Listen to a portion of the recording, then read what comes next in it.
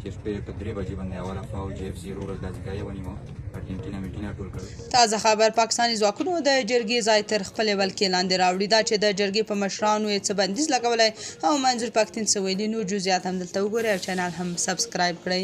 تېره شپه چې کله منظور پښتین اعلان وکړ چې پاکستاني ځواکونه د جرګې سیمې باندې حمله کوي، سلګونه پښتانه یادې سیمې ته لاړ.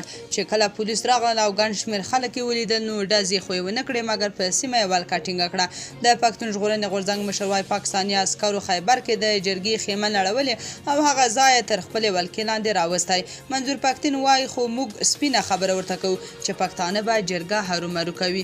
د پښتون ژغورنې غورځنګ مشر منظور پښتین نن چهارشنبه د تالیا تلسمه تازه په خپله ایکس پاڼه لیکلي چې خیبر کې د پښتنو د قومي جرګې پر میدان پاکستاني عسکرو ولکه کړې او د لویو ماشینونو پر مټې په دغه میدان کې کندې جوړې کړې دي. ښاغلی پښتین وایي په پاکستان کې د پښتنو حیثیت دا شو چې په خپلو زرګونو کلونو آباد کلي او سیمو کې هم د خپلو دودونو سره سم د یوې جرګې اجازه هم ریاست پاکستان نه ورکوي. هغه وایي خو موږ سپینه خبره ورته کوو چې پښتانه به جرګه حتما کوي. اوس خو جرګه لا هم ضروري شوه.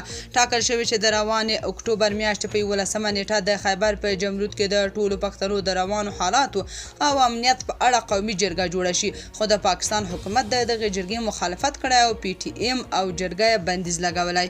بلخوا د پاکستاني رسنیو د راپورونو له مخې چې د پاکستان حکومت خیبر پښتونخوا کې د پښتون ژغورنې غورځنګ 250 غړي د بندیزونو نوملړ ته ورزیات کړي دي.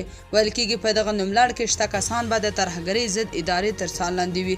د پاکستان د ترهګرۍ ضد ادارې د بندیزونو په نوملړ کې شامل کسان به د خپل اوسېدو ځای، سفر او نورو کړنو په اړه د بندیز تر لرې کولو پورې دغې ادارې ته ځواب ویونکي وي. د بندیزونو په دغه نوملړ کې په شته کسانو د پاسپورټ بندیز، د بانکي حسابونو کنګل کېدل، په مالي راکړه ورکړه بندیز، د وسلو د جواز بندیز او پر سوداګرۍ بندیزونه لګیږي. تاسو په دې اړه څه نظر لرئ؟ کومنټ کې شریک او چینل هم سبسکرایب کړئ.